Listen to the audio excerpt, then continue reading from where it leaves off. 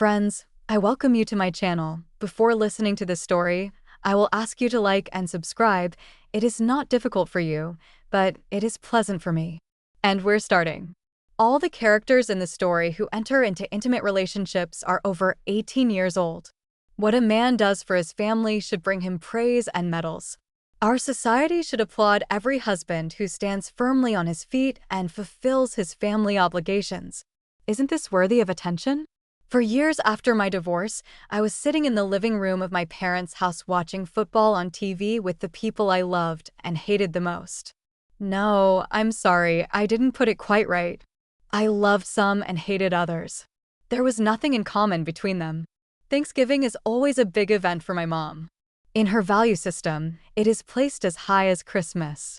In her opinion, one day we offer our thanks, and a month later we celebrate a magical night by receiving our gifts. For the past 4 years, my mother has invited me to both of these holidays, and for 3 years I refused to come. I told her, I'll only come if Peggy and Asshole aren't there. That's what I called her new husband, Bill. It was with Bill that she cheated on me before she left me. Henry, I wish you wouldn't say that, Mom grimaced. I thought I raised you better. I'm sorry, Mom, but that's how I feel, I said. If they end up there, then I won't be there. It's simple. Henry, you have to understand. Peggy won't bring the kids if she can't come to us, and she won't come if Bill isn't welcome. Mom, I'm actually your son, I had to remind her. She cheated on me, and HE's the one she cheated on. So I'm not going to pretend to be nice and accommodating. If I have to be in the same room with him, I'll be arrested, and they're both not worth it. I wish you'd change your mind, she insisted. I'm sorry, Mom, but no. Anyway, the same thing happened every year after the divorce. With one exception. This year, for the first time, I agreed to come to my parents for Thanksgiving. Oh, Henry, I'm so glad you decided to join us this year. Mom exclaimed, clearly pleased. You don't need to bring anything with you. Everything has already been taken care of. Just come and enjoy yourself. Your dad is looking forward to meeting you, and what a surprise it will be for the kids. Yeah, I can imagine how surprised they will be. Just tell Peggy to keep her asshole away from me. I won't specifically look for him, but if he catches my eye. I can't promise what will happen then, I warned. Mom looked worried because Peggy had never been able to do what she was told. It seemed that everything that came from my wife was a deliberate act of defiance on her part. Back when we first started dating and then got married, we did some amazing hiking in the mountains in the western part of the state. I swear, if she got too close to the cliff and I shouted, "Be careful," I think Peggy would have taken a couple more steps forward just to prove that she could do it. And then, already falling down the mountain, she would scream. This used to bother me, but I admit that in recent years, imagining this picture in my imagination has given me a certain pleasure. Despite what my mom told me, I wasn't going to come to the party empty-handed, so I made my famous cheese ball one stuffed with minced beef, horseradish, and jalapeno pepper, buying a large box of crackers with it. I love the mix of these flavors, but I've rarely been able to enjoy them before because Peggy is lactose intolerant. And the fact that Bill hates spicy food was just an added bonus for me. My children have always been like me, and they really liked this bright flavor combination, so every time we cooked this dish, we gathered around a large plate and giggled, making faces at each other. For Dad, I tried to make a Cobb salad with lots of tomatoes, blue cheese, and bacon, as we both love, and we could have a snack with it before serving the main course. Yes, my dad and I are big fans of bacon and cheese with mold, and this can never be considered a crime. If I was going to go, I intended to spend my time with the people who were important to me and ignore the rest. In preparation for the visit, I put on my most fashionable casual clothes, looked at myself in the mirror, remained satisfied, and then went to my parents. There's nothing wrong with looking stylish, but at the same time casually pretending like, oh, big deal, this is just an old-fashioned outfit. The only rule is that a man can look stylish, but not say it out loud. I knew that Bill would probably put on a dapper suit, put on his fancy gold watch, and add a few more trinkets, but I also knew that he was now under 10 kilos overweight, while I became a regular at the gym after the divorce. If anything, I was also aware that Peggy had gained a few pounds herself over the past 4 years. However, thinking about all these things brought me back to the day Peggy left me. She was sitting in the living room in her best business suit, and her packed suitcase was already ready at the door. The room looked surprisingly empty when I realized that all the trinkets that she had bought endlessly throughout our marriage, including porcelain figurines, first editions of books that she had never read, and cups and saucers that we were never allowed to use, they were all gone, along with an ugly bookcase and an overly decorated, tasteless sideboard, which contained all this junk. I had to listen to Peggy moan when I bought a new fishing reel for $40, but she easily spent $2,000 on the first edition of a book that she had never even read, and heaven help me if I suddenly doubt the wisdom of buying it. "What's going on, Peggy?" I asked her a question. "I'm sorry, Henry. It's so hard to say. Well, I'm leaving you," she said. It's funny what comes to a man's mind at such a moment. Speaking of me, well, I wasn't broken. To tell the truth, inwardly, I even welcomed this decision. The only thing that bothered me at that moment was our children. "Where are the children?" I asked immediately. "They have already moved into a new house." "Don't worry," she made a soothing gesture. "You can still see them whenever you want." This later turned out to be a lie when the fairest court in the world ruled that I deserved what is today called liberal visitation rights. "What's his name?" I asked bluntly. "What do you mean, Henry?" She tried to evade the answer, pretending that she did not understand me. "Come on, there's no point in lying, Peggy. You wouldn't have left me if you didn't already have someone in mind, and I'm going to find out soon anyway who became your backup airfield." "So what? What's his name?" "Bill Jensen," she said very softly, as if she was ashamed after all. "So this is your boss? Are you making love to your boss? What a banality." I snorted. "He's a good man and can provide for the children in a way you'll never be able to." She fervently rushed to her lover's defense. "It's better for them, and for me too. You'll figure that out in time. Maybe it will be good for you too. I'm not asking for any money, because Bill earns more than you do, so you'll have enough money left to spend it. It's a good decision for everyone, Henry."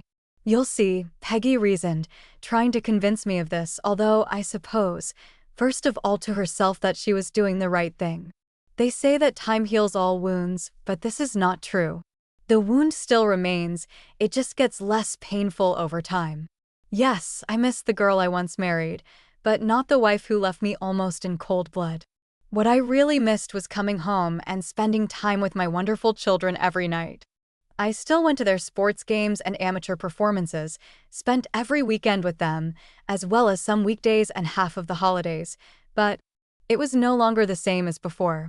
It's impossible to squeeze a lifetime into weekends and half the holidays, but at least I tried my best. Anyway, I've learned to make the most of it, and now, for years after the divorce, I've started to move on a little bit. I adjusted to the new normality, valued the time spent with the children for its weight in gold, worked more than hard, worked in between their visits, and finally went to the gym to burn out my anger and sexual dissatisfaction in a hail of sweat and getting my body in order. And then, 30 long months after the final divorce, I met Bridget. She was 3 years younger than me. She had a daughter, a dog, a mortgage, and an ex-husband who cheated on her. And this woman also had a radiant 1,000-watt smile that lit up the whole room. It was Bridget who convinced me that I spend too much time, energy, and mental strength trying to avoid unpleasant situations, which then makes me miss the people I love. As she said, I'm just wasting myself and my emotions when I should be using my power to my own advantage. I do not know how or where she learned this philosophy, but for me she is a loving woman, patient and wise beyond her years, and I fell hopelessly in love with her. He fell in love so much that, unbeknownst to Bridget, he bought a ring and had big plans for the second week after this Thanksgiving. But that's a completely different story. I drove up to my parents' house, walked through the front door, and was immediately greeted by screams and the sound of running feet. Just a couple of moments later, my children attacked me and my parents, with smiles on their faces, followed them leisurely heading in my direction. It was the moment I had been missing for too many years. Almost everyone who was dear to me was in my arms now, and I felt over the moon. To be honest, I was so stunned that I almost dropped the cooked sweets, but my mother arrived in time, took the bag from my hands and, kissing me on the cheek, headed back to the kitchen. My children were full of energy and inspiration for their age, the one when most other children begin to be disappointed in their parents, and this alone could not but please me. When we all went to the back of the house, Dad whispered conspiratorially, "They're already here. Are you ready for this?" I just nodded humbly and entered the lion's den. "Henry, I'm so glad to see that you finally came to one of the family events." Exclaiming this, Peggy smiled with all the fake warmth and insincerity that a lying cheater is capable of, and I mentally noted that she is a member of our family only insofar as she was able to bear, and then bring into the light of God two children whom my dad and mom simply adored. I couldn't help myself. "Good to see you, Peggy." "It seems that life has been kind to you," I said, looking at my ex-wife. She knew well that such a phrase of mine meant, in a veiled way, "You've put on a lot of weight," and suddenly the joy she radiated faded somewhat. 1-0 in my favor. And then Mr. Asshole came up to me with his hand outstretched. "Henry, it's good to see you. How are all these wires and circuits doing?" He knew that I was an electrical engineer with a master's degree, which, in his opinion, was not too highly appreciated compared to a corporate manager, and this greeting of his sounded dismissive enough to pass an admission test by my in-laws. Or at least he thought so. I turned to my father just in time to notice the annoyed expression on his face, and only then grinned at our internal joke. The asshole forgot that actually my father is a chemical engineer himself. I turned and headed for the kitchen, proclaiming as I went, "Dad, I made the Cobb salad that you like. Can I get you something to drink?" "And what about you, Mud? Bill?" "Thanks. I'm fine," he muttered in displeasure. No, it was more like he wasn't okay at all. "Tell me, Dad, what is the current situation in the field of medical engineering? How close are you to mass-producing a new vaccine?" Okay, you can call me an asshole, but I really enjoyed the situation." Dad's knowing smile told me, "Message received." I made 2 bourbons before Dad joined me in the kitchen, appearing there after the children, who were only a couple of steps ahead of him. Joy turned 13 years old, and I think it's obvious that the name of the newborn girl was given in happier times. She grows, blossoms, and turns into an amazing young girl, distinguished by wisdom beyond her years and amazing fearlessness. Greg is still 11, and his main problem is that, like many peers, he is almost not afraid of anything, but, as a rule, boys of his age lack common sense. Here's an example of what I mean. A few months ago, the 3 of us went hiking in the Sangre de Cristo Mountains near Santa Fe, and Joy accidentally came across a rattlesnake. I had already discussed this possible danger with the children, and my daughter knew what to do, but she behaved so calmly and restrained that for a moment I did not even understand why Joy stopped in the middle of the trail.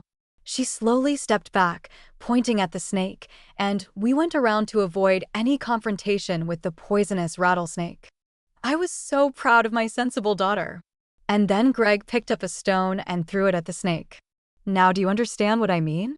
Anyway, I handed Dad his bourbon while the kids started unpacking my cheese ball with 4 hands. "Oh, cool. Jalapeno." Joy has never been shy about expressing her emotions. It's so spicy and creamy at the same time. Greg was already opening a box of crackers. "Dad, did you add horseradish?" "What is it?" he asked matter-of-factly. "Don't I always do that?" "Chicardos, Dad." We high-fived each other. Yummy. I stole a glance at Peggy, and her face seemed to twist as if she was deeply disgusted by all this. The score on the scoreboard in my favor grew very quickly. Pretty soon, the day turned into a regular holiday ritual, broadcasts of parades and football on TV, bourbon and an abundance of snacks inside the house and in the backyard. A man needs to control himself if he really wants to go all the way, from turkey and pies with stuffing and all the way to dessert.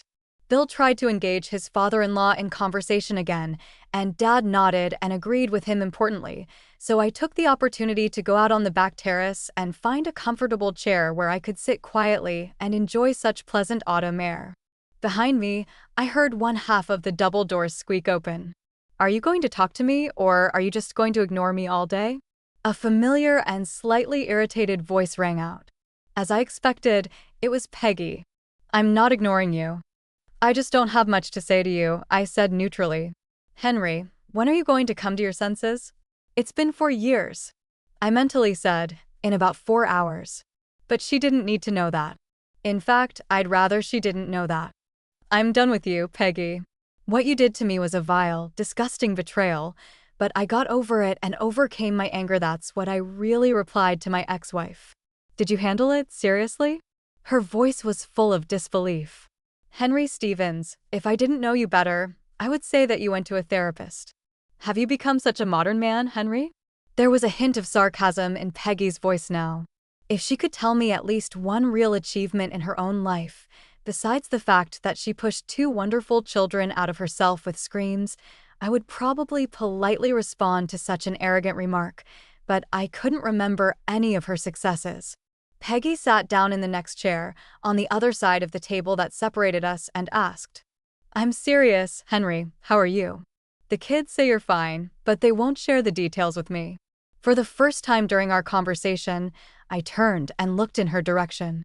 In the bright sunlight of the day, and perhaps for the first time in my life, I saw that my ex-wife looked older than her years. There was too much makeup on Peggy's face, and even that didn't hide the sadness in her eyes. To my surprise, I felt sorry for this woman for a moment, who had destroyed me so quickly and effectively just 4 years ago. I'm fine, I confirmed what our children had told her. She hesitated for a few moments, but then she asked anyway. I heard that there's a new woman in your life. I'm happy for you. Saying this, she didn't look happy at all, much less happy. I nodded, accepting her words, but not even trying to hold back an involuntary smile.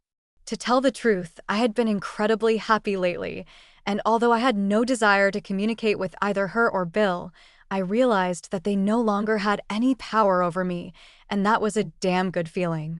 Peggy spent a little time talking about the kids.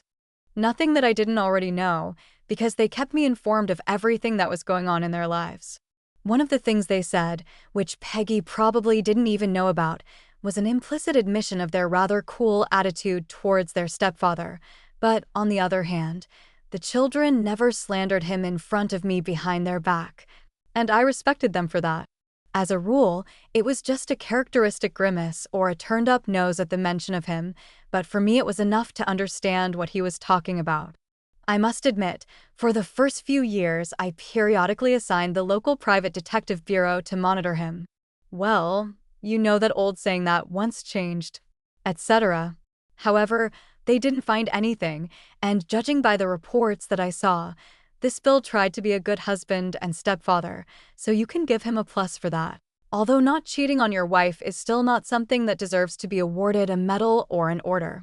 Joy followed me out of the house and froze for a moment when she saw that her mother and I were talking like civilized adults. Shut your mouth, young lady.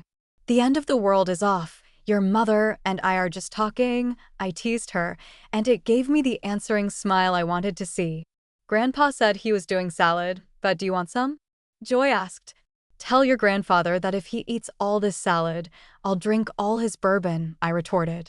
Giggling, she left, and after a couple of minutes brought me a plate of salad and iced tea. Grandma said to tell you not to overdo the bourbon if you don't want to sleep on the couch tonight. Joy couldn't help but giggle. This picture seemed very funny to her. Tell your grandmother, I said, grinning, that her couch is too short for me. Giggling, Joy stormed back into the house. Obviously, she enjoyed playing the role of a messenger. I've never understood, and I won't understand how you can eat this stuff. My ex-wife commented with disgust, looking at how I was eagerly sorting out a plate of salad. Yeah, Peggy was never really happy unless she had some reason to be unhappy. Well, right now she was referring to the blue cheese with mold. I remembered an elderly friend of mine who passed away last year. He often used an expression that always made me laugh, so I quoted it to Peggy. As they say, do not judge until you try, I said grandly, and then, grinning, added, and in general, there are no companions for taste and color. Bua. Pantomiming nausea, Peggy went into the house, and I stayed to enjoy the salad without her.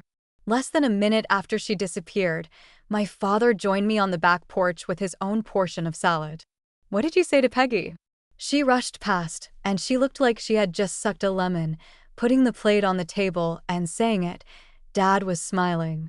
I pretended to think for a moment and then answered, "Well, I just told her I was happy.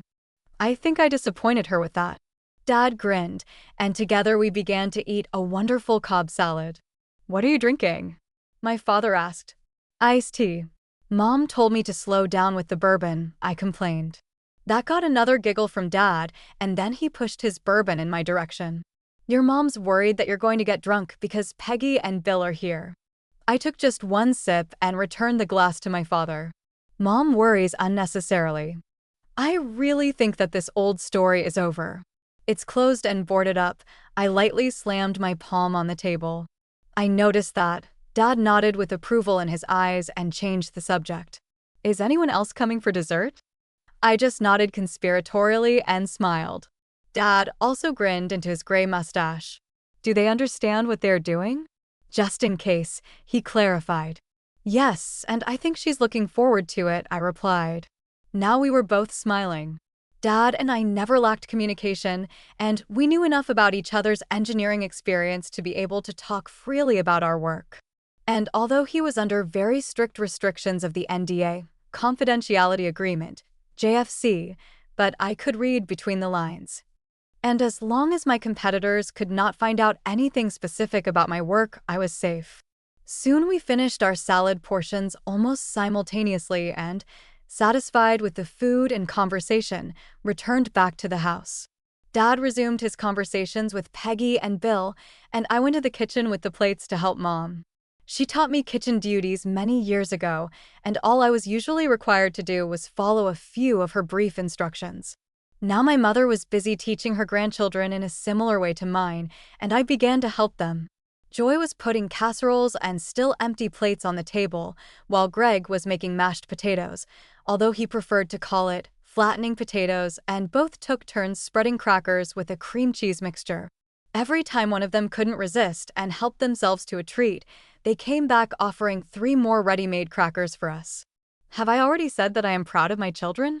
By the way, Peggy didn't lift a finger to offer her help, even though she brought a pumpkin pie that looked pretty good. Of course, I have always preferred my mother's wonderful apple pie, but this is an understandable and excusable weakness for sons. Soon the main dinner was ready, and Mom invited us all to the table. Joy took a couple of steps ahead of me, reserving a chair between herself and Mom, just across from Peggy and Asshole, who took seats on the other side of the table. When I saw this, I thought that dinner seemed to be getting better by the minute. In fact, the whole meal was very pleasant.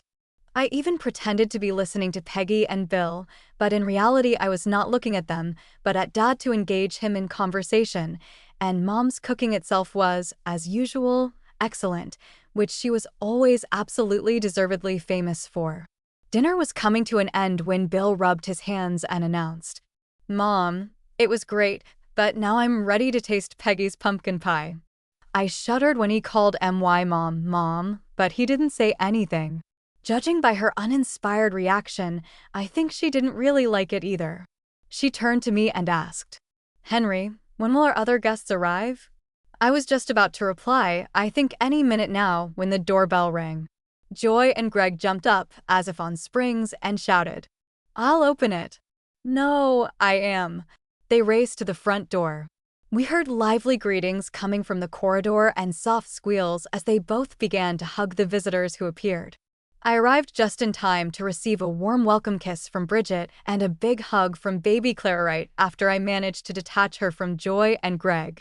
In the time that has passed since they met, my children have accepted Clara into their close circle as the little sister they never had, and the 3 of them quickly became inseparable.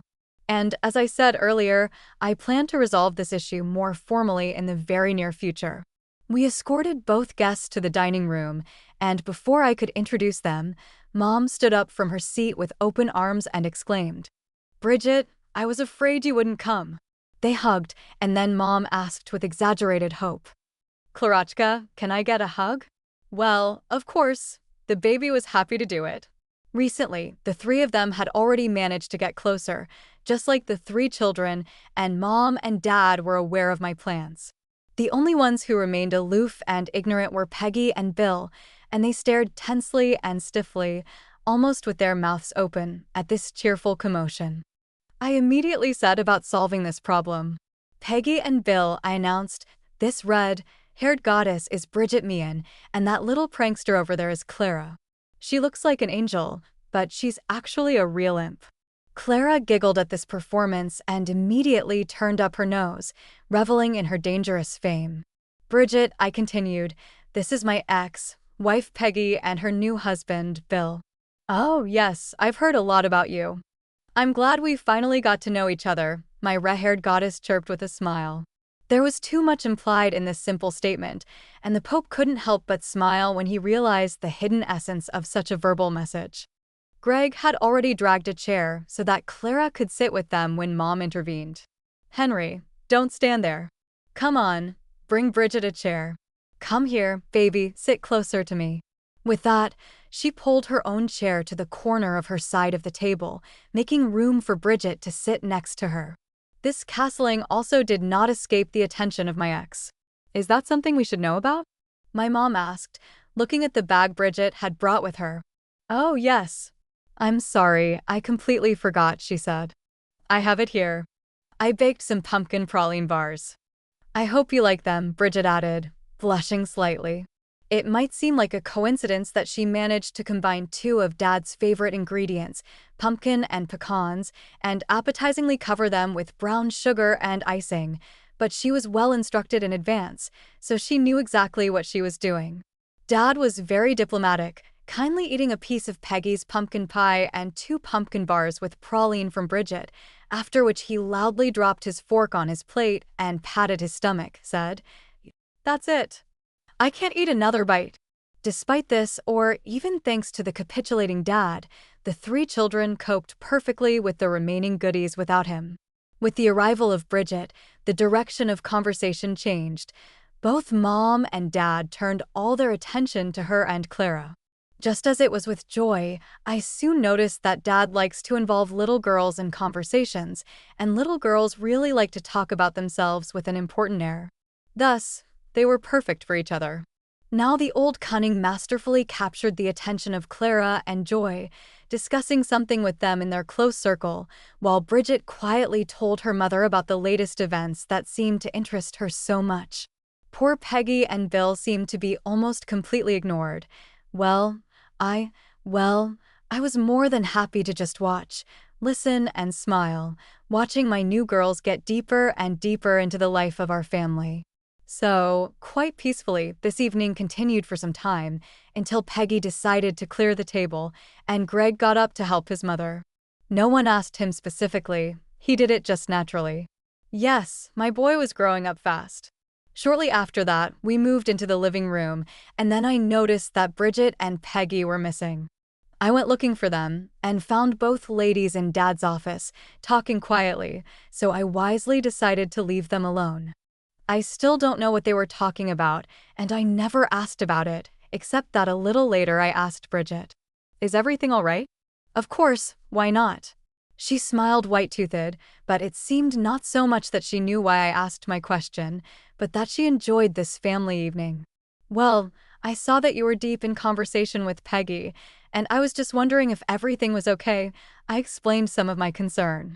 This question elicited a quiet giggle from her side. "I'm all right, but I'm not sure about Peggy. I got the impression that she might be experiencing customer regret syndrome. 3. When I heard that, I just smiled, shook my head, and said, "Not my problem." I think it was on that Thanksgiving day that I finally felt healed. I was on the right track before, but it was that evening when I came face to face with my ex and my wounded, scarred heart remained intact, and then I saw that my future had taken root so well in the family that raised me. I finally realized that the past was behind me, and there's only good things ahead of me. 2 weeks later, I knelt down on one knee and asked Bridget to marry me, and she replied with an enthusiastic yes, after which she knocked me to the ground, pressing her whole body against me. And 8 months after that day, we got married, officially uniting our mixed family into one. I still had a lot to learn about marriage and family.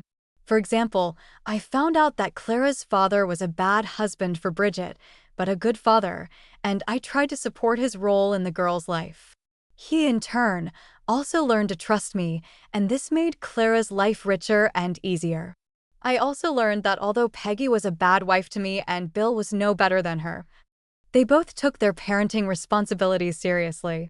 Over time, I learned to support their efforts with Joy and Greg and forgave their past sins so that I could live in the present, without the heavy burden of bitterness and anger that had plagued my life for too many years. Much of the credit for this belongs to Bridget. The following years were full of various surprises, most of which were happy, and some forced us to struggle with problems and difficulties, but we always fought them together, shoulder to shoulder. A year after our wedding, Bridget came to me with tears in her eyes and an expression of confusion on her face. "Henry, I'm so sorry. I don't understand.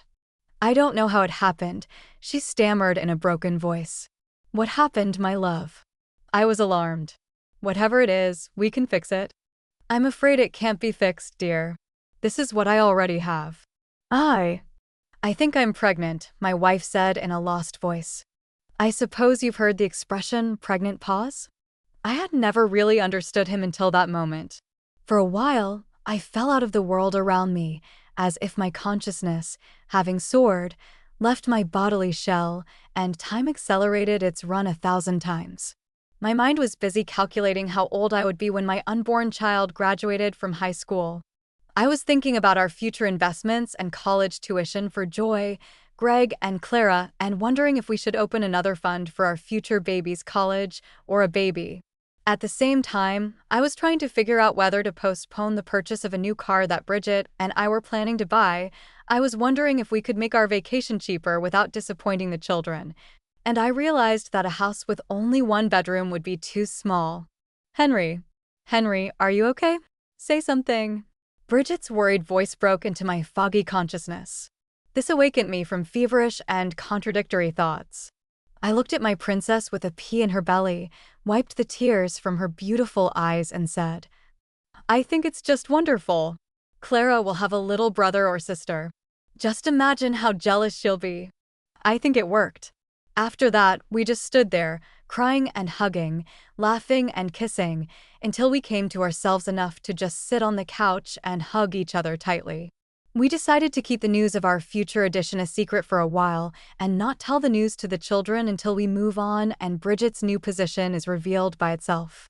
That's how they found us, in each other's arms, when they returned home for dinner. By the way, if you're still interested, that evening we ordered the delivery of our favorite goodies and threw a party.